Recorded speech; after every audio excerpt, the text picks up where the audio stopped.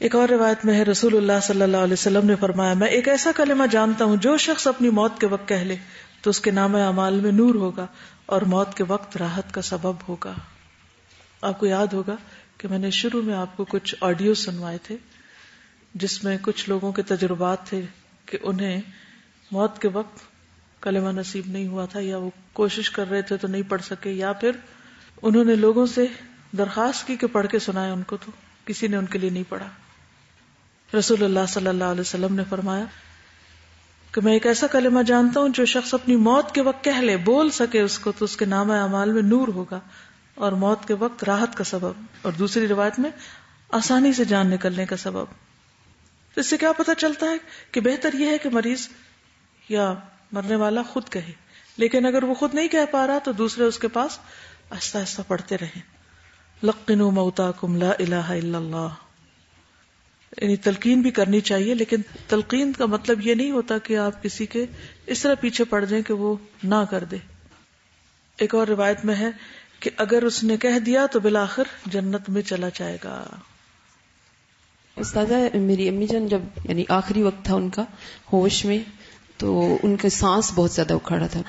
مجھے بہت زیادہ فکر رہتی تھی کہ آخری وقت میں ان کے ساتھ ہوں اور میں ان کو کلمہ پڑھوا دوں نا. تو جب ان کا سانس بہت زیادہ اکھڑا تھا تو میں ان کو دبانے کی کوشش کی تو انہوں نے منع کر دیا ہاتھ کے اشارے سے کہ نہیں مجھے دباؤ نہیں. تو مجھے سمجھ نہیں آئی، ان کو سورہ رحمان بہت پسند تھی تو وہ میں نے پڑھی. پھر اس کے بعد الشافی ایک دعا کی کتاب الشفاء سے ملی تھی تو وہ میں نے پڑھنا شروع کی. پہلے تو میں احادیث پڑھتی تھی اور پھر اس کے ساتھ اس کا ترجمہ، لیکن جو ان کی سانس زیادہ اکھڑتی گئی تو مجھے اور زیادہ پریشانی شروع ہوگی. تو میں نے احادیث کی عربی پڑھنا شروع کی اور میں نے اللہ تعالیٰ سے دعا کی تھی کہ اللہ تعالیٰ مجھے وہ توفیق دینا کہ میں امی جن کے سامنے نا وہ دعا پڑھ سکوں جو رسول اللہ صلی اللہ علیہ وسلم کی آخری دعا تھی. تو کیونکہ میں وہ ہیڈنگز چھوڑ رہی تھی تو میں وہ بھی پڑھ گئی. تو جب میں نے پڑھ لی تو مجھے احساس ہوا کہ یہ تو میں نے کچھ غلط پڑھ دیا نا، کہ یہ وقت کوئی ان کا آخری تو نہیں ہے، کیونکہ ڈائلسس ہوتا تھا تو بعض اوقات اس سے ٹھیک ہو جاتی تھی طبیعت. تو وہی ان کا ہوش میں آخری وقت تھا اور میں ان کی طرف دیکھ بھی نہیں رہی تھی کیونکہ مجھے ہو رہا تھا کہ ان کو پریشانی نہ ہو کہ یہ کیوں میں پڑھے جا رہی ہوں یہ چیزیں. تو الحمدللہ باقی لوگ جو دیکھ رہے تھے انہوں نے کہا کہ نہیں وہ پوری طرح سے متوجہ تھیں اور وہی کہ انشاءاللہ امید ہے کہ انہوں نے دل میں اسے پڑھا ہوگا. اور بعد میں جب میں نے ان دعاؤں کو دیکھا تو ان میں بہت زیادہ لا الہ الا اللہ کی کثرت تھی. تو یہی کہ اللہ تعالیٰ توفیق دی الحمدللہ. بالکل. رسول اللہ صلی اللہ علیہ وسلم نے فرمایا جو شخص اس حال میں فوت ہو کہ وہ لا الہ الا اللہ کی اور میرے رسول ہونے کی گواہی دیتا ہو اور یہ گواہی دل کے یقین سے ہو تو اس کے گناہ معاف کر دیے جائیں گے. پھر یہ بھی یاد رکھیے کہ انسان کا جو آخری وقت ہوتا ہے یا آخری عمل ہوتا ہے وہ بھی بڑا امپورٹنٹ ہوتا ہے. تو اس وقت کیفیت کیا ہونی چاہیے کہ انسان کے اندر اللہ کا خوف اور اللہ کی خشیت اور ساتھ امید بھی ہو. جیسے کہ پیچھے بھی ذکر ہوا، ایک اور واقعہ بھی سلسلے میں ملتا ہے کہ ایک شخص کا جب موت کا وقت آیا اور اس نے دیکھا کہ اب وہ نہیں بچتا تو اس نے اپنے گھر والوں کو وصیت کی کہ میری موت کے بعد بہت سی لکڑیاں جمع کرنا اور ان کو آگ لگا دینا اور مجھے اس میں جلا دینا. جب آگ میرے گوشت کو جلا چکے اور آخری ہڈی بھی جلا دے تو جلی ہوئی ہڈیوں کو پیس ڈالنا اور کسی تیز و تند ہوا والے دن کا انتظار کرنا اور ایسے کسی دن میری راکھ کو دریا میں بہا دینا. اس کے گھر والوں نے ایسا ہی کیا، لیکن اللہ تعالیٰ نے راکھ کو جمع کیا اور اس سے پوچھا تو نے ایسا کیوں کیا، یعنی اس شخص سے پوچھا کہ یہ کیوں کہا تم نے کہ کچھ ہوا میں اڑا دینا اور کچھ پانی میں بہا دینا. اس نے جواب دیا تیرے خوف سے. تو اللہ تعالیٰ نے اسی وجہ سے اس کی بخشش فرما دی. تو یہ جو اللہ کا خوف ہے، نہیں گناہ تو ہر انسان سے ہوتے ہیں، لیکن گناہ کے بعد ایک ہوتا ہے شرمندگی اور خوف اور ندامت، اور ایک یہ ہے کہ انسان کہ سو وٹ سبھی کرتے ہیں، میں نے کر لیا تو کیا بڑی بات ہے. تو جو بندہ اللہ سے ڈرتا ہوا اس دنیا سے جاتا ہے اللہ سبحانہ وتعالیٰ اس کے لیے آسانی فرماتا ہے. اور پھر یہ کہ وہ انسان بھی بہت خوش قسمت ہے کہ جس کو مرتے وقت لا الہ الا اللہ کی توفیق ہو جائے. یہ جو آپ نے بات کی نا کہ علم ہونا بہت بڑی نعمت ہے، تو واقعی یہ ایسی بات ہی ہے کہ ہمارے گاؤں میں ایک عورت آئی تو اس نے کہا کہ میں کلمہ صرف اتنا پڑھتی ہوں، لا الہ اور محمد رسول اللہ، الا اللہ نہیں پڑھتی. میں نے کہا وہ کیوں نہیں پڑھتی آپ؟ تو کہتی ہے ال اس میں آتا ہے تو مجھے الوں سے نا بڑا ڈر لگتا ہے. چیل کو کہتے ہیں. تو اس نے اس وجہ سے یہ ورڈ ہی بیچ میں غائب کر دیا. تو پھر میں نے اسے اس کو بہت زیادہ دلیلوں کے ساتھ سمجھایا تو کہتی آپ لوگ ٹھیک ہے اب میں کوشش کروں گی پڑھنے کی. اصل میں ہمیں انسانوں سے ہمدردی نہیں، ان کی خیر خواہی نہیں، ورنہ یہ ہو نہیں سکتا کہ کسی کے پاس بھی ہم بیٹھیں اور کسی کو بھی دیکھیں اور اس کی بھلائی کا کوئی منصوبہ نہ بنائے یا اس کی تدبیر نہ کرے. اور جبکہ ہمیں یہ یقین بھی ہے کہ ہم کسی کا بھلا کریں گے تو بھلائی ہمیں پہ لوٹے گی، کسی پر احسان بھی نہیں، کیونکہ اسی چیز میں، اسی عمل میں برکت ہوتی ہے کہ جس میں انسان بے لوث ہو کے صرف اللہ کے لیے کوئی کام کرتا ہے. آج جا کے اپنے آس پاس جو بھی لوگ جن تک آپ کی ریچ ہے ان سے کم از کم لا الہ الا اللہ سن ہی لیں کہ وہ صحیح بھی پڑھتے ہیں، کیونکہ بہت سے لوگ لا الہ الا اللہ پڑھتے ہیں. تو ایک تو گروپ انچارجز ہر اسٹوڈنٹ سے لازمی طور پر سنیں، اور اگر صحیح طور پر کلمہ پڑھنا نہیں آتا تو سب کو باقاعدہ کہلوا بھی دیا جائے، کیونکہ غلط پڑھنے سے تو غلط ہی مطلب نکلتا ہے نا. دیکھا نا، لا الہ نہیں کوئی الہ الا اللہ، مگر اللہ کے لیے، کیا مطلب، کیا بنا؟ یعنی کوئی الہ نہیں مگر اللہ کے لیے، نعوذ باللہ کوئی الہ ہے؟ شرک کے قریب بن جاتی یہ بات. یا پھر کہتے ہیں محمد الرسول اللہ، وہ بھی غلط ہے، تو محمد الرسول اللہ. پھر یہ کہ اللہ کی خشیت کے علاوہ انسان کی جو کیفیت ہے اس وقت، اس پر بھی ہماری نظر ہونی چاہیے. جب کوئی فوت ہو رہا ہو ہمارے پاس تو اس کو بھی دیکھیں اور اپنے لیے بھی یاد رکھیں. پیشانی پہ پسینہ آنا. بریدہ بیان کرتے ہیں کہ وہ خراسان سے اپنے بیمار بھائی کی عیادت کو گئے، دیکھا کہ موت و حیات کی کشمکش میں بھائی کی پیشانی پسینے سے شرابور تھی، یعنی جان نکل رہی تھی اور پسینے سے ماتھا بھرا ہوا تھا. انہوں نے کہا اللہ اکبر، میں نے رسول اللہ صلی اللہ علیہ وسلم کو فرماتے ہوئے سنا موت کے وقت مومن کی پیشانی پر پسینہ ہوتا ہے. اب ایک طرح سے انہیں گڈ نیوز دے رہے تھے کہ کوئی بات نہیں، فکر نہیں کرو، اچھے حال میں ہو، ایمان کی علامت ہے. جیسے پسینہ کب آتا ہے؟ کبھی نوٹ کیجئے کہ آپ کو ماتھے پہ پسینہ کب آتا ہے؟ گھبراہٹ میں، خوف میں، مشقت میں. نبی صلی اللہ علیہ وسلم نے فرمایا مومن کی روح پسینے کے ٹپکنے کی طرح نکلتی ہے، جبکہ کافر کی روح گدھے کے سانس لینے کی طرح اس کے جبڑوں سے نکلتی ہے. دونوں کی روح نکلنے کے عمل میں بھی فرق ہے. پھر جمعہ کی رات یا جمعہ کے دن موت آنا. عبداللہ ابن عمر کہتے ہیں رسول اللہ صلی اللہ علیہ وسلم نے فرمایا جو مسلمان جمعہ کے دن یا جمعہ کی رات فوت ہو اللہ اسے قبر کے فتنے سے بچا لے گا. لیکن یہ یاد رکھیے کہ یہ اسی کے لیے ہے جس کے اندر ایمان ہو اور عمل صالح بھی، کیونکہ بہت سے کفار بھی جمعے کے دن فوت ہوتے ہیں تو وہ فوت ہونا ان کو فائدہ نہیں دے گا. ٹھیک ہے. آخری عمل نماز ہونا، یعنی کوئی نماز چھوڑے بغیر دنیا سے رخصت ہونا. جب حارث کے بیٹے قتل کرنے کے لیے خبیب رضی اللہ عنہ کو حرم کے حدود سے باہر لے گئے، یہ پیچھے قصہ سنایا جا چکا ہے آپ کو، تو خبیب رضی اللہ عنہ نے ان سے فرمایا مجھے 2 رکعت نماز پڑھنے کی اجازت دو. انہوں نے اجازت دے دی. جب وہ نماز سے فارغ ہوئے تو ان سے فرمایا اگر تم یہ خیال نہ کرنے لگتے کہ میں موت سے گھبرا گیا ہوں تو اور زیادہ نماز پڑھتا. خبیب رضی اللہ عنہ ہی پہلے وہ شخص ہیں جن سے قتل سے پہلے 2 رکعت نماز کا طریقہ چلا آ رہا ہے. یعنی جسے ایک ہوتی ہے نا اناؤنسڈ ڈیتھ، جسے پھانسی کی سزا دی جاتی ہے یا کسی کو قتل کرنا ہوتا ہے تو اسے پہلے سے بتا دیا جاتا ہے.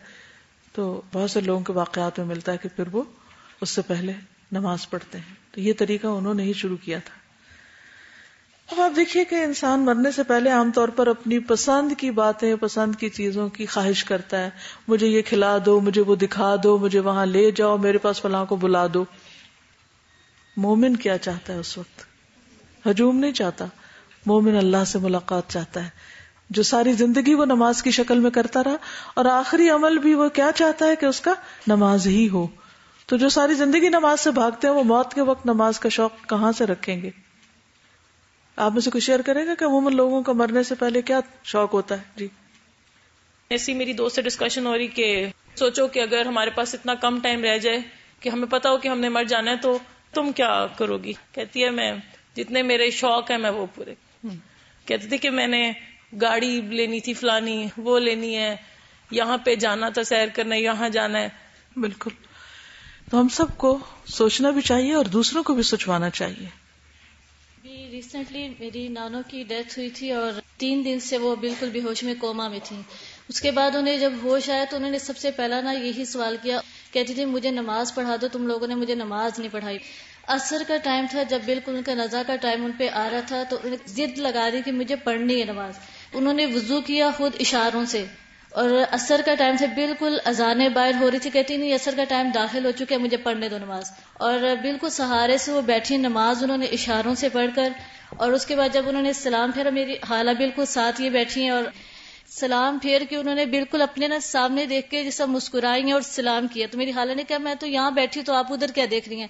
تو بڑی عجیب نگاہ سے ان کو نا، یعنی جیسے تھوڑا ہوتا بندہ غصے میں دیکھتا ہے، پھر واپس اسی جگہ دیکھ کے اسمائل کر کے، اور بالکل وہ سیدھی لیٹ گئی، اور پتہ بھی نہیں چلا کہ ان کی روح کیسی نکلی. تو مجھے اتنے عرصے تک یہ چیز رہی کہ اللہ تعالیٰ ہمارا آخری عمل بھی ایسا عمل ہو کہ اللہ کا پسندیدہ نماز ہو. انشاءاللہ اللہ ان کی بھی مغفرت کرے. ہم یہ انہی کا ہو سکتا ہے نا جو زندگی میں فکر کرتے رہے ہوں اور نماز سے محبت ہو جن کو. یہ نہیں کہ لوگ پیچھے پڑھ کے اور دھکے دے دے کے نماز کی طرف لے جائیں اور اٹھا کے اٹھائیں کہ اٹھو نماز پڑھ لو. اصل خوش قسمتی وہ ہے جس کا آخری عمل اچھا ہو اور اللہ کی رضا میں رخصت ہو، کیونکہ انما الاعمال بالخواتیم، اعمال کا دار و مدار خاتمے پر ہے. السلام علیکم. میرے ہسبینڈ تھوڑے دن بیمار رہے، اور جس دن ان کی ڈیتھ ہوئی اس سے 1 گھنٹہ پہلے انہوں نے کہا کہ مجھے ہاسپٹل لے جائیں. فجر کی نماز پڑھی اور میں نے کہا آپ نے قرآن نہیں پڑھا، کہنے کی ہمت نہیں ہو رہی، میرے خیال سے اب وقت جدائی کا وقت ہے، مجھے ہاسپٹل لے جاؤ. اور اپنے پیروں سے وہ چل کے گئے اور سب ہوا، حالانکہ بیمار تھے. اترے اور جب ان کو بیڈ پہ لٹا رکھا تھا تو ان کو اتنے پسینے آ رہے تھے. تھوڑی دیر پہلے انہوں نے کہا میرے ساکس اتار دیں، میں نے اپنی بیٹی سے کہا اتار دو آپ. اور انتہا سے زیادہ پسینہ کہ پہلے میں نے سمپل ٹیشو سے صاف کیا، پھر رول ہاتھ پہ لپیٹا اور اس سے صاف کیا. وہ پسینہ جب بھی خشک نہیں ہو رہا تھا، اور وہ مسلسل کہہ رہے تھے اللہ میاں مجھے بخش دے بخش دے. ہمیں نہیں اندازہ تھا کہ ان کی ڈیتھ ہونے والی ہے. اور جب ان کی آنکھیں بالکل اوپر ہو گئی تو میں نے پھر اپنے دیور سے پوچھا ان کو کیا ہو گیا، تو کہنے لگے اب یہ ختم ہو چکے ہیں. اصل میں ہم لوگ عام طور پر کبھی ڈیتھ دیکھی نہیں تو پتہ بھی نہیں چلتا کہ یہ ویسے تکلیف ہے یا ڈیتھ ہونے لگی ہے. تو یہ جو علامت ہے پسینہ آنے کی اور آنکھوں کے پھرنے کی، یہ ساری آپ کو پتہ ہونی چاہیے تاکہ آخری وقت میں بھی آپ کسی کی ہیلپ کر سکیں، اور خصوصاً اپنے لیے تو یاد رکھیں. انس رضی اللہ عنہ سے مروی ہے، رسول اللہ صلی اللہ علیہ وسلم نے فرمایا کسی شخص پر اس وقت تک تعجب نہ کیا کرو جب تک یہ نہ دیکھ لو کہ اس کا خاتمہ کس عمل پہ ہو رہا ہے. کیونکہ بعض اوقات ایک شخص ساری زندگی یا ایک طویل عرصہ نیک عمل کرتے ہوئے گزارتا ہے، اگر اسی حال میں فوت ہو جائے تو جنت میں داخل ہو جائے، لیکن پھر اس میں تبدیلی پیدا ہو جاتی ہے، چینجز آ جاتی ہیں اور وہ گناہوں میں مبتلا ہو جاتا ہے. اسی طرح ایک آدمی طویل عرصے تک ایسے گناہوں میں مبتلا رہتا ہے کہ اگر اسی حال میں مر جائے تو جہنم میں داخل ہو، لیکن پھر اس میں تبدیلی پیدا ہو جاتی ہے اور وہ نیک اعمال میں مصروف ہو جاتا ہے. اور اللہ تعالیٰ جب کسی بندے کے ساتھ خیر کا ارادہ فرماتے ہیں تو اس سے نیک عمل کرواتے ہیں. صحابہ نے پوچھا کیسے کرواتے ہیں؟ فرمایا اسے مرنے سے پہلے نیک عمل کی توفیق عطا فرما دیتے ہیں، پھر اسی نیک عمل پر اس کی روح قبض کرتے ہیں. تو ہمیں نہیں پتا کہ کس وقت کس دن ہمارے دل میں تبدیلی آ جائے. جن کاموں کو اس وقت ہم بے حد عزیز سمجھتے ہیں اور بہت ہی اہم سمجھتے ہیں، کل ہم ان نیکیوں کو معمولی سمجھنے لگے. اور ہو سکتا ہے کہ آج جن چیزوں کو ہم معمولی سمجھتے ہیں وہ کل ہمارے نزدیک بہت اہم ہو جائیں. تو اصل خوش قسمت وہ ہے جس کا خاتمہ اچھا ہے، ایمان پر ہے. نبی صلی اللہ علیہ وسلم نے فرمایا جو شخص رضائے الہی کے لیے ایک دن روزہ رکھے اور اسی پر اس کا اختتام ہو تو وہ جنت میں داخل ہوگا، یعنی نماز کے علاوہ روزے کی حالت میں. اور جو شخص رضائے الہی کے لیے صدقہ کرے اور اسی پر اس کا اختتام ہو تو وہ جنت میں داخل ہوگا. یعنی کوئی بھی نیک عمل ہو سکتا ہے. شداد بن ہاد رضی اللہ عنہ سے روایت ہے کہ ایک اعرابی نبی صلی اللہ علیہ وسلم کی خدمت میں حاضر ہوا، اسلام قبول کیا اور آپ کے ساتھ ہو گیا. پھر کہنے لگا کہ میں آپ کے ساتھ ہجرت کروں گا. رسول اللہ صلی اللہ علیہ وسلم نے اس کے بارے میں بعض صحابہ کرام کو ہدایت کی. جب غزوہ خیبر ہوا اور رسول اللہ صلی اللہ علیہ وسلم کو مال غنیمت ملا، آپ نے تقسیم کیا تو اسے بھی حصہ دیا. وہ سواری کے جانور چرایا کرتا تھا. جب وہ آیا تو صحابہ نے اس کا حصہ اسے دے دیا. تو اس نے دریافت کیا کہ یہ کیا ہے؟ لوگوں نے کہا یہ تمہارا حصہ ہے جو رسول اللہ صلی اللہ علیہ وسلم نے تمہیں دیا ہے. اس نے لے لیا اور اس کو لے کر نبی صلی اللہ علیہ وسلم کی خدمت میں حاضر ہوا. عرض کیا یہ کیا ہے؟ فرمایا یہ تمہارا حصہ میں نے دیا ہے. اس نے عرض کیا میں اس وجہ سے آپ کے ہمراہ نہیں گیا تھا، یعنی میں یہ لینے کے لیے کسی مالی فائدے کے لیے نہیں گیا تھا، بلکہ میں نے اس وجہ سے آپ کی پیروی کی کہ میری اس جگہ پر تیر مارا جائے، یعنی حلق کی طرف اشارہ کیا، پھر میں فوت ہو جاؤں اور میں جنت میں داخل ہو جاؤں. آپ نے فرمایا اگر تم سچ کہتے ہو تو اللہ بھی تمہاری آرزو پوری کر دے گا. پھر کچھ دیر تک لوگ ٹھہرے رہے. اس کے بعد دشمن سے جنگ کرنے کے لیے اٹھے. لوگ اس کو رسول اللہ صلی اللہ علیہ وسلم کی خدمت میں لے کر حاضر ہوئے. اس شخص کے اسی جگہ تیر لگا ہوا تھا جس جگہ اس نے اشارہ کیا تھا. آپ نے فرمایا کہ وہی ہے؟ لوگوں نے کہا جی ہاں. آپ نے فرمایا اس نے اللہ سے سچ کہا تھا, اللہ نے بھی اس کی تمنا پوری کر دی. پھر آپ نے اپنے جبہ میں اسے کفن دیا اور اسے سامنے رکھ کر اس کی نماز جنازہ پڑھائی. تو جس قدر آپ کی نماز میں سے لوگوں کو سنائی دیا وہ یہ تھا, آپ فرما رہے تھے یا اللہ یہ تیرا بندہ ہے اور تیرے راستے میں ہجرت کر کے نکلا اور شہید ہو گیا, میں اس بات کا گواہ ہوں. تو آخری چیز کیا ہے؟ دنیا سے بے رغبتی اور جنت کا شوق. اللہ نے اس کی سچی نیت کو قبول کر لیا.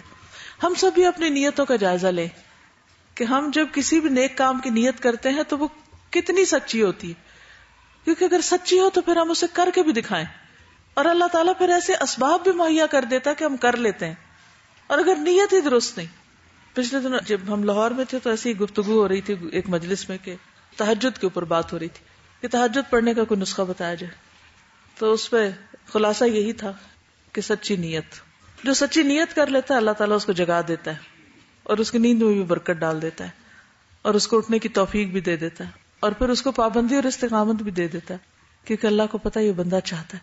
اور جو ڈرتا رہے پتا نہیں میں کر سکوں گا کہ نہیں, میرا نہیں خیال میں اس قابل ہوں کہ تہجد پڑھوں, تہجد تو کوئی نیک لوگ ہی پڑھتے ہیں, اگر میں نے پڑھ لیا تو پھر میری نیند کا کیا ہوگا, کہیں میں بیماری نہ پڑ جاؤں, اور ابھی تو میرے امتحان ہیں, اور ابھی تو میں جوان ہوں, جوانی میں نیند بڑی زیادہ ہوتی ہے انسان کی, تبھی تو نہیں پڑھ سکتا, وغیرہ وغیرہ 100 بہانے.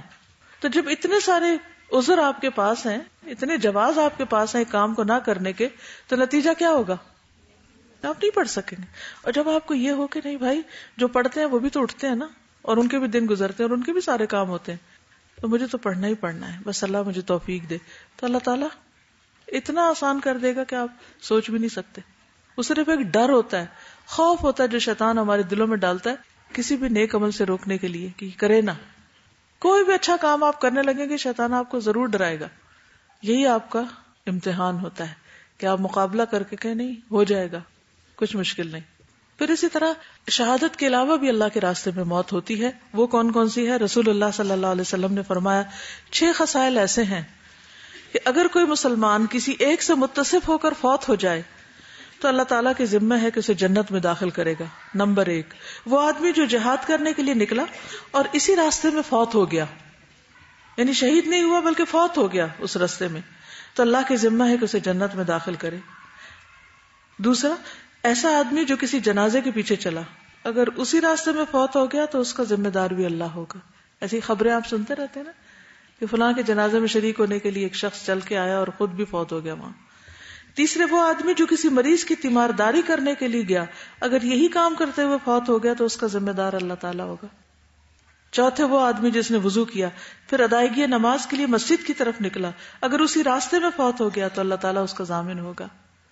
پانچویں, وہ آدمی جو مسلمانوں کے کسی امام کے پاس آیا تاکہ اس کی پشت پناہی اور تعظیم اور تکریم کرے, اور اگر اسی حالت میں فوت ہو گیا تو اللہ تعالیٰ اس کا ضامن ہو گیا, یعنی دین کے کام میں کسی کی مدد کرنے کے لیے آیا. نمبر 6, وہ آدمی جو گھر میں رہتا ہے, نہ وہ کسی مسلمان کی غیبت کرتا ہے اور نہ کسی کے لیے غصے یا سزا کا باعث بنتا ہے, اگر وہ اسی حالت میں فوت ہو گیا تو اس کی جنت کا ضامن بھی اللہ تعالیٰ ہوگا. تو ایسے تمام اخلاق اور ایسی تمام عادات اور ایسے تمام مواقع اور ایسے سارے کام انسان کے لیے کیا ہیں؟ دراصل جنت میں جانے کا ذریعہ. سلمان رضی اللہ عنہ سے روایت ہے کہ میں نے رسول اللہ صلی اللہ علیہ وسلم کو فرماتے ہوئے سنا, 1 دن رات کی چوکیداری کا ثواب, 1 دن رات کی چوکیداری اللہ کے راستے میں 1 ماہ کے روزوں اور قیام سے افضل ہے, اور اگر وہ مر گیا تو اس کا وہ عمل جاری رہے گا جو وہ کر رہا تھا, اور اس کا رزق بھی جاری رہے گا, اور اس کی قبر کو فتنوں سے محفوظ رکھا جائے گا. تو اس سے کیا پتہ چلتا ہے کہ اگر اللہ کے راستے میں پہرا دیتے ہوئے, دوسروں کی حفاظت کرتے ہوئے انسان دنیا سے رخصت ہو جائے تو اس کا ثواب ہمیشہ کے لیے جاری ہو جاتا ہے. پھر اسے کچھ چیزوں سے بچنا چاہیے تاکہ ہماری جان اس حال میں نکلے کہ وہ عیب ہم میں نہ ہو, اور وہ کون سا ہے؟ تکبر, قرض اور خیانت.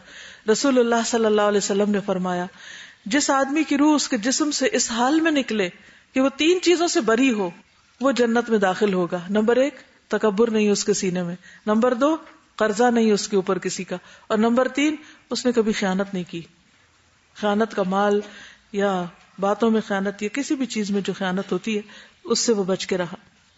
پھر یہ ہے کہ توبہ کرتے ہی جان کا نکل جانا. وہ شخص جس نے 99 قتل کیے تھے پھر بالآخر وہ ایک زمین کی طرف ہجرت کر گیا اللہ کے حکم سے, اور ابھی وہ اس منزل تک پہنچا نہیں تھا, تھوڑا سا فاصلہ باقی تھا کہ اس کی ڈیتھ ہوگی.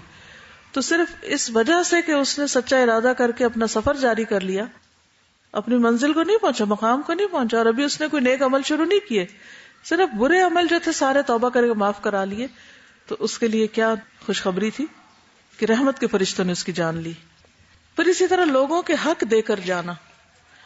انسان کو مرنے سے پہلے اس بات کی فکر ہونی چاہیے کہ کوئی چھوٹی بڑی چیز میں سے کوئی چیز ایسی نہ ہو کہ جو لوگوں کا حق اور وہ اس کے پاس پڑی ہوئی ہو. قرضے, امانتیں, ہر طرح کی چیز.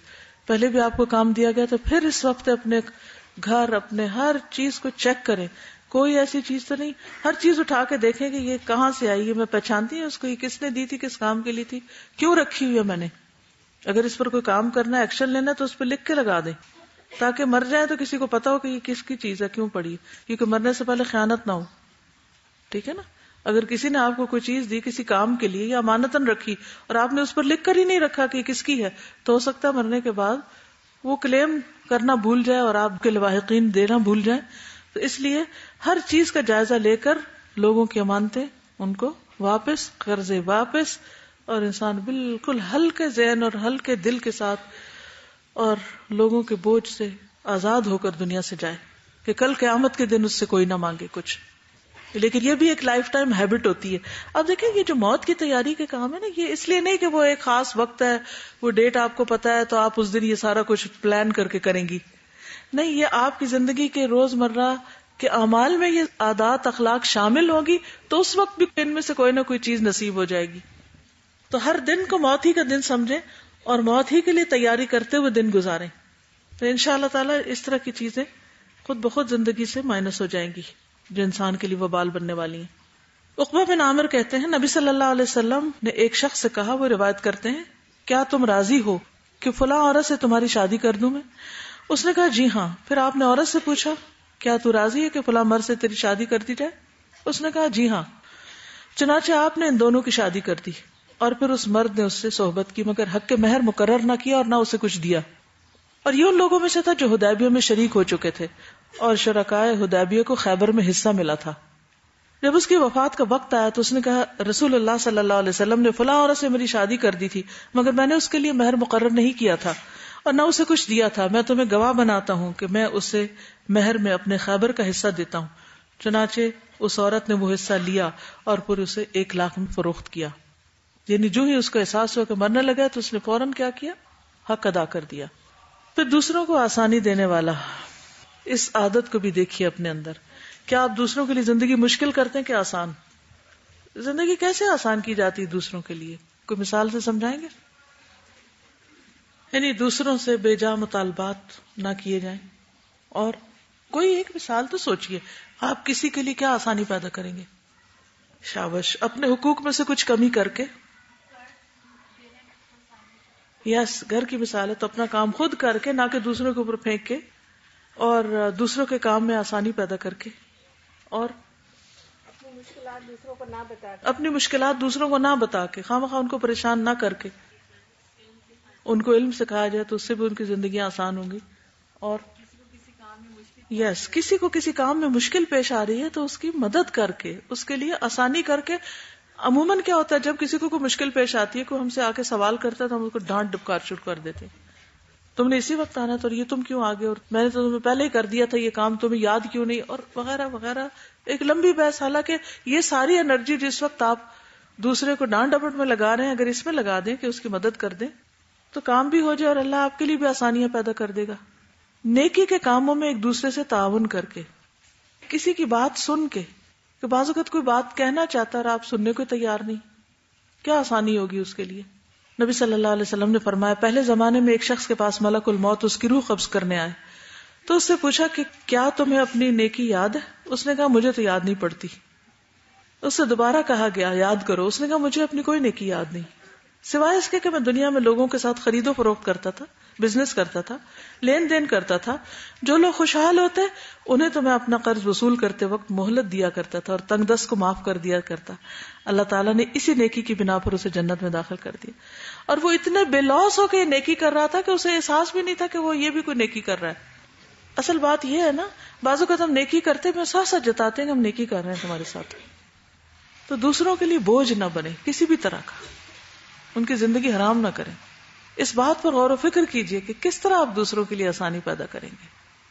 رسول اللہ صلی اللہ علیہ وسلم نے فرمایا جس نے تنگ دست پر آسانی کی اللہ اس پر دنیا اور آخرت میں آسانی کرے گا. جب ابو ذر رضی اللہ عنہ کی وفات کا وقت آیا اور ربضہ کے مقام پر تھے وہ، تو ان کی بیوی رونے لگی، اکیلی تھی وہاں.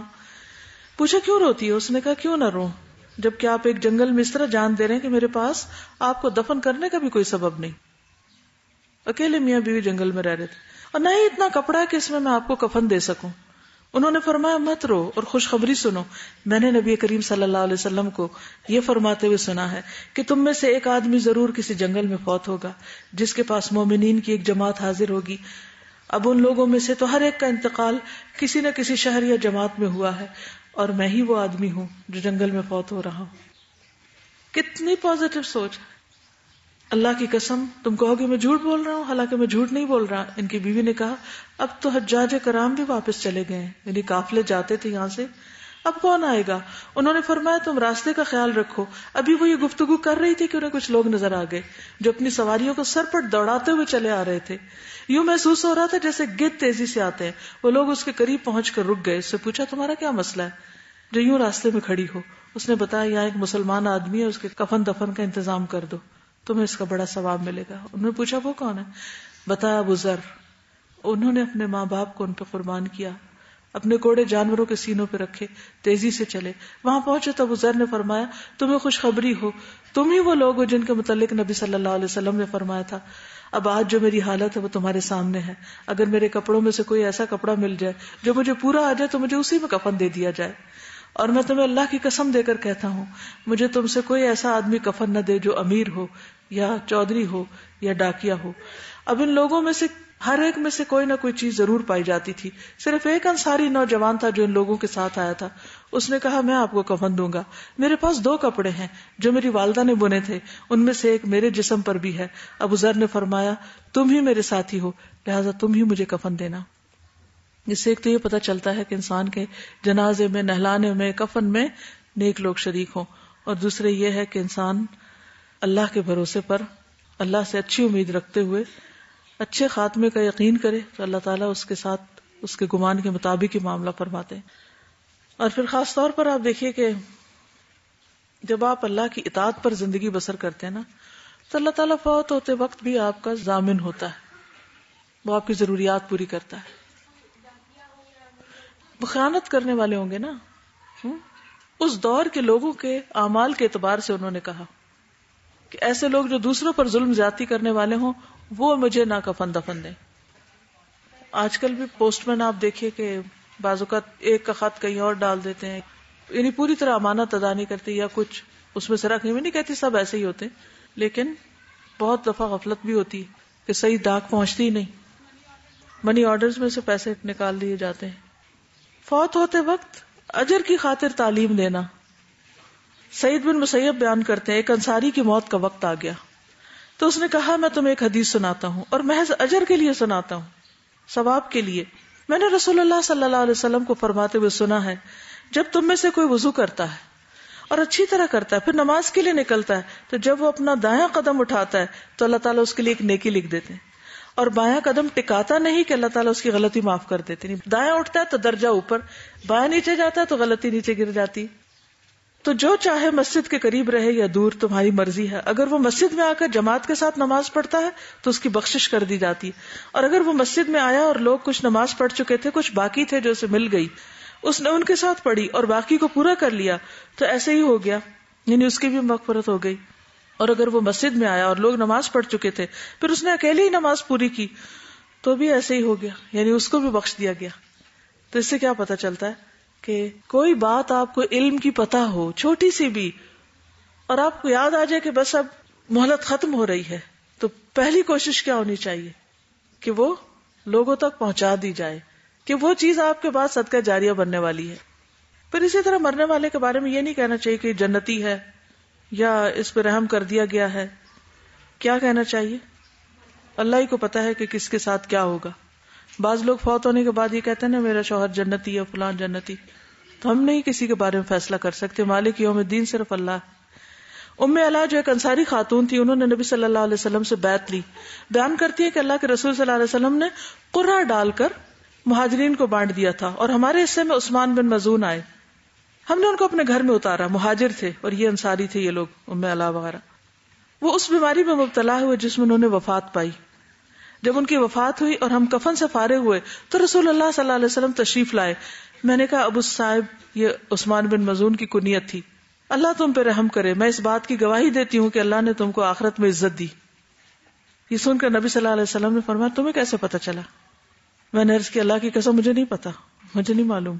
رسول اللہ صلی اللہ علیہ وسلم نے فرمایا عثمان کی موت آ پہنچی ہے اور میں ان کے لیے بہتری کی امید تو رکھتا ہوں لیکن یقین کے ساتھ نہیں کچھ کہہ سکتا. واللہ میں اللہ کا رسول ہوں لیکن مجھے بھی معلوم نہیں کہ میرے ساتھ کیا ہوگا. اس لیے کسی کے مرنے کے بعد کیا نہیں کہنا چاہیے کہ یہ تو جنتی ہی جنتی. تو اس سے پتہ یہ چلتا ہے کہ بعض اوقات مرتے وقت کسی کی حالت نزا کو دیکھ کر ہم اس کے جنتی یا جہنمی ہونے پر قیاس کر لیتے ہیں. تو ایسے قیاس سے کام نہیں لینا چاہیے. یقینی بات صرف اللہ کو پتا ہے اور ہمیں اندازے نہیں کرنے چاہیے. اس وقت وہم و گمان سے کام نہیں لینا چاہیے. اچھا ظن کسی کے بارے میں بھی رکھ سکتے ہیں. اسی طرح ہم کسی کے بارے میں حتمی طور پہ یہ بھی نہیں کہہ سکتے کہ وہ شہید ہے. اگر بظاہر کسی کی شہادت نظر آئے تو اس طرح کہہ سکتے ہیں کہ انشاءاللہ وہ شہید ہے. پھر اسی طرح ایک حدیث قدسی ہے کہ جو مسلمان فوت ہو جائے اور 4 قریبی پڑوسی اس کے حق میں بھلائی کی گواہی دیں تو اللہ تعالیٰ فرماتے ہیں میں نے تمہاری بات مان لی اور جو تم نہیں جانتے اسے بھی معاف کر دیا. گواہی کے بارے میں انشاءاللہ آگے بھی بات ہوگی کہ جو فوت ہو رہا ہو اس کے بارے میں اچھی گواہی دینا اور وہ اس کے لیے فائدہ مند ہوگی. اور اسی طرح انسان کو اس بات سے بھی ڈرنا چاہیے کہ کسی برے کام پر اس کا اختتام ہو کیونکہ وہ ساری زندگی کے اعمال کو ضائع کر دیتا ہے. رسول اللہ صلی اللہ علیہ وسلم نے فرمایا تم میں سے ایک شخص دوزخ والوں کے کام کرتا رہتا ہے, جب اس کے اور دوزخ کے درمیان ایک بالش کا یا ایک ہاتھ کا فاصلہ باقی رہ جاتا ہے اس کی تقدیر اس پہ غالب آ جاتی ہے اور وہ جنت والوں کے کام کرنے لگتا ہے, یعنی بالکل آخری حصے میں, اور جنت میں جاتا ہے. اسی طرح ایک شخص جنت والوں کے کام کرتا رہتا ہے جبکہ اس کے اور جنت کے درمیان ایک ہاتھ کا فاصلہ باقی رہ جاتا ہے, اس کی تقدیر غالب آ جاتی ہے اور وہ دوزخ والوں کے کام کرنے لگتا ہے, دوزخ میں جاتا ہے. تو اس لیے برے خاتمے سے بھی پناہ مانگنی چاہیے اور اس بات کی فکر ہونی چاہیے اور اس پر رنج و غم ہونا چاہیے کہ یا اللہ ہم اس سے محفوظ رہیں. یعنی بہت اخلاص کے ساتھ اپنے اور دوسروں کے لیے دعا کرنی چاہیے کیونکہ جس کا شرک پر خاتمہ ہوا اس کی تو زندگی ڈوب گئی, عمر بھر کی پونجی ختم ہو گئی. انہ من یشرک باللہ فقد حرم اللہ علیہ الجنۃ ومأواہ النار. قرآن مجید میں آتا ہے ان اللہ لا یغفر ان یشرک بہ ویغفر ما دون ذلک لمن یشاء. اور اسی طرح جس نے اللہ کے ساتھ اس حال میں ملاقات کی کہ وہ اللہ کے ساتھ کسی کو شریک ٹھہراتا تو دوزخ میں داخل ہوگا. اسی طرح کلمے کی توفیق نہ ملنا جیسے ابو طالب کے ساتھ ہوا کہ آخری وقت میں جب رسول اللہ صلی اللہ علیہ وسلم ان کے پاس تشریف لائے تو دیکھا کہ اس وقت ابو جہل اور عبداللہ بن ابی امیہ بن مغیرہ موجود تھے. آپ نے فرمایا چچا ایک کلمہ ہے لا الہ الا اللہ, آپ کہہ دیجئے تاکہ میں اللہ کے ہاں اس کلمے کی وجہ سے آپ کے حق میں گواہی دے سکوں. اس پر ابو جہل اور عبداللہ بن ابی امیہ مغیرہ نے کہا ابو طالب کیا تم اپنے باپ عبد المطلب کے دین سے پھر جاؤ گے؟ رسول اللہ صلی اللہ علیہ وسلم برابر ان کو کلمے کی تلقین کرتے رہے اور ابو جہل اور ابن ابی امیہ اپنی بات دہراتے رہے اور آخری بات یہ تھی کہ ابو طالب اپنے عبد المطلب کے دین پر یعنی لا الہ الا اللہ کہنے سے انکار کر دیا. پھر اسی طرح موت اس حال میں نہ آئے کہ انسان اللہ کی نافرمانی کا کام کر رہا ہو. الذین تتوفاہم الملائکۃ ظالمی انفسہم فالقوا السلم ما كنا نعمل من سوء بلا ان اللہ علیم بما کنتم تعملون. جنہیں فرشتے اس حال میں قبض کرتے ہیں کہ وہ اپنی جانوں پر ظلم کرنے والے ہوتے ہیں تو وہ فرما برداری پیش کرتے ہیں کہ ہم نے کوئی برا کام نہیں کیا. کیوں نہیں, یقیناً اللہ خوب جاننے والا ہے جو تم کرتے. نہیں, اللہ تعالیٰ سے انسان کچھ بھی نہیں چھپا سکتا. اور یہ بھی یاد رکھیے کہ موت کے وقت ظالم لوگوں کی روح کس طرح نکلے گی؟ وَلَوْ تَرَىٰ إِذِ الظَّالِمُونَ فِي غَمَرَاتِ الْمَوْتِ وَالْمَلَائِكَةُ بَاسِطُو أَيْدِيهِمْ أَخْرِجُوا أَنفُسَكُمْ الْيَوْمَ تُجْزَوْنَ عَذَابَ الْهُونِ بِمَا كُنتُمْ تَقُولُونَ عَلَى اللَّهِ غَيْرَ الْحَقِّ وَكُنتُمْ عَنْ آيَاتِهِ تَسْتَكْبِرُونَ۔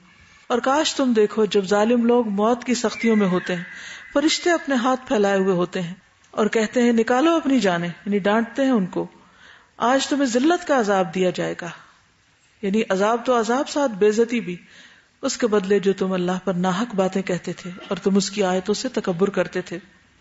پھر اسی طرح انسان شرک کے علاوہ ظلم اور بدعت سے بھی پرہیز کرے۔ نبی صلی اللہ علیہ وسلم نے فرمایا اللہ تعالیٰ نے ہر بدعتی سے توبہ کو پردے پہ رکھا ہے، پھر اسے توبہ نصیب نہیں ہوتی۔ والدین کی نافرمانی پہ خاتمہ نہ ہو۔ نبی صلی اللہ علیہ وسلم ممبر پر چڑھے اور 3 مرتبہ آمین فرمایا، اور اس کی وجہ یہ بتائی کہ میرے پاس جبریل آئے تھے اور انہوں نے کہا اے محمد صلی اللہ علیہ وسلم، جس نے اپنے ماں باپ میں سے کسی ایک کو پایا پھر وہ مر گیا اور آگ میں داخل ہو گیا، سو اللہ اسے رحمت ربانی سے دور کرے۔ آپ کہیے آمین، تو آپ نے آمین کہی، یعنی والدین کو ناراض کر کے جو فوت ہو اس کے لیے بھی برا انجام ہے۔ پھر کسی بھی قسم کی نافرمانیوں میں خاتمہ کا ہونا، پھر خیانت کرنا۔ عبداللہ ابن عمر کہتے ہیں نبی صلی اللہ علیہ وسلم کے سامان اور اسباب پر ایک شخص مقرر تھا، یعنی وہ اس کی ڈیوٹی تھی کہ وہ اس کی نگہداشت کرے، جس کا نام کرکرا تھا۔ اس کا انتقال ہوا تو آپ نے فرمایا وہ تو جہنم میں گیا۔ صحابہ اسے دیکھنے گئے تو اس کے پاس سے ایک عبا ملی جسے خیانت کر کے اس نے چھپا لیا تھا۔ بعض اوقات کیا ہوتا ہے کہ آپ کے پاس کوئی مال حفاظت کے لیے رکھا جاتا ہے یا بیچنے کے لیے رکھا جاتا ہے، اور آپ اس میں سے لوگوں کو دینے سے پہلے اپنے لیے نکال لیتے ہیں یا مفت نکال لیتے ہیں یا چھپا لیتے ہیں یا چرا لیتے ہیں۔ حقیر چیز جس کی وجہ سے انسان اپنی آخرت تباہ کر لے، اور ایک انسان کی میکسیمم کتنی ضرورت ہو سکتی ہے۔ تو بعض اوقات لالچ اور ایسی چیزیں انسان کو چوری اور خیانت پر مجبور کر دیتی ہیں۔ تو اس لیے خواہ کوئی نبی صلی اللہ علیہ وسلم کا خادم ہو، کسی اور کا خادم تو بھول جائیں، لیکن اگر وہ خیانت کرتا ہے تو اپنے لیے جنت کو حرام کر لیتا ہے۔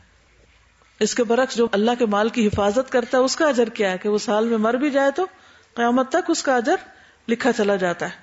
پھر قطع رحمی کی حالت میں فوت ہونا۔ رسول اللہ صلی اللہ علیہ وسلم نے فرمایا مسلمان کے لیے 3 دن سے زائد اپنے مسلمان بھائی کو چھوڑنا جائز نہیں، جس نے 3 دن سے زائد چھوڑ دیا اور اسی حالت میں مر گیا تو جہنم میں جائے گا۔ یعنی کسی سے ناراض نہ رہیں، صلح کر لیں۔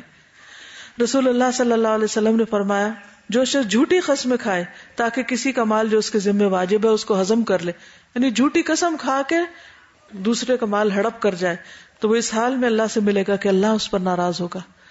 تو ناحق مال کھانے سے بھی گریز کرنا چاہیے۔ خودکشی کرنے والا۔ ابو ہریرہ کہتے ہیں کہ ہم رسول اللہ صلی اللہ علیہ وسلم کے ساتھ خیبر کی لڑائی میں موجود تھے۔ رسول اللہ صلی اللہ علیہ وسلم نے ایک شخص کے بارے میں جو آپ کے ساتھ شریک تھا اور اسلام کا دعوے دار تھا فرمایا یہ جہنمی ہے۔ لا الہ الا اللہ پڑھ رہا تھا لیکن آپ نے کہا کہ جنت میں نہیں جائے گا۔ جب جنگ ہونے لگی تو اس شخص نے بہت جم کے لڑائی میں حصہ لیا اور بہت زخمی ہوا، پھر بھی وہ ثابت قدم رہا اور کام کرتا رہا۔ نبی صلی اللہ علیہ وسلم کے ایک صحابی نے آ کر کہا یا رسول اللہ اس شخص کے بارے میں آپ کو معلوم ہے جس کے بارے میں آپ نے ابھی فرمایا تھا کہ وہ جہنمی ہے؟ وہ تو اللہ کے راستے میں بہت جم کے لڑ رہا تھا اور بہت زیادہ زخمی ہوا۔ آپ نے فرمایا وہ جہنمی ہے۔ ممکن ہے کہ بعض مسلمان شبے میں پڑ جاتے، لیکن اس عرصے میں اس شخص نے زخموں کی تاب نہ لا کر اپنا ترکش کھولا اور اس میں سے ایک تیر نکال کے اپنے آپ کو مار ڈالا۔ پھر بہت سے مسلمان رسول اللہ صلی اللہ علیہ وسلم کی خدمت میں دوڑتے ہوئے پہنچے اور کہا یا رسول اللہ صلی اللہ علیہ وسلم اللہ تعالیٰ نے آپ کی بات سچ کر دکھائی۔ اس شخص نے اپنے آپ کو ہلاک کر کے اپنی جان ختم کی، یعنی خودکشی کی، سوئسائڈ کی۔ رسول اللہ صلی اللہ علیہ وسلم نے اس موقع پر فرمایا اے بلال اٹھو اور لوگوں میں اعلان کر دو کہ جنت میں صرف مومن ہی داخل ہوگا، اور یہ کہ اللہ تعالیٰ اس دین کی مدد فاجر سے بھی لے لیتا ہے۔ یعنی کافر مشرک فاجر بھی ایسے کام کر سکتے ہیں کہ جس سے دین کو فائدہ ہو۔ آج آپ دیکھیں کتنی ایجادات ہیں جو مسلمانوں نے نہیں کی لیکن مسلمان اس سے اپنے دین کے فائدے کے کام لے رہے ہیں۔ وہ تو کسی کا بھی کام آ جائے گا، لیکن دیکھنا یہ ہے کہ خود انسان کے اپنے ایمان کا حال کیا ہے۔ پھر اسی طرح برے کام کر کے جاری کر کے انسان فوت ہو جائے توبہ کیے بغیر۔ رسول اللہ صلی اللہ علیہ وسلم نے فرمایا جس نے اسلام میں کسی برے عمل کی ابتدا کی تو اس کے لیے اس کا گناہ اور ان کا کچھ گناہ جنہوں نے اس کے بعد عمل کیا، یعنی جس نے برے کام کا آغاز کیا اس پر اس برے کام کا بھی وبال، اور جن لوگوں نے اسے دیکھ کر کیا ان کا بھی کچھ وبال، بغیر اس کے کہ ان کے گناہ میں کوئی کمی کی جائے۔ پھر بے دین کے لیے ایمان والوں کی بری گواہی، اگر کوئی شخص برے کام کرتے ہوئے فوت ہوتا ہے اور نیک لوگ اس کے بارے میں بتاتے ہیں کہ یہ اچھا آدمی نہیں تھا تو وہ بھی لکھی جاتی ہے. انس رضی اللہ عنہ فرماتے کہ رسول اللہ صلی اللہ علیہ وسلم کے پاس سے ایک جنازہ گزرا. آپ نے فرمایا اس کی تعریف بیان کرو. لوگوں نے کہا جو کچھ ہم جانتے ہیں اس کے مطابق یہ اللہ اور اس کے رسول سے محبت کرتا تھا. اس سے بھی پتہ چلتا ہے کہ مرنے والوں کی خوبیاں جو واقعی سچ پر مبنی ہو وہ بیان کرنی چاہیے. بعض لوگ مبالغہ رائے شروع کر دیتے ہیں اور جو چیز کسی مرنے والے کے اندر نہیں ہوتی وہ بیان کرنے لگتے ہیں, تو اس سے بھی گریز کرنا چاہیے. صحابہ نے اس کی تعریف کی تھی کہ یہ شخص اللہ رسول سے محبت کرتا تھا. پھر آپ کے پاس ایک اور جنازہ گزرا. آپ نے فرمایا اس کے اوصاف بیان کرو.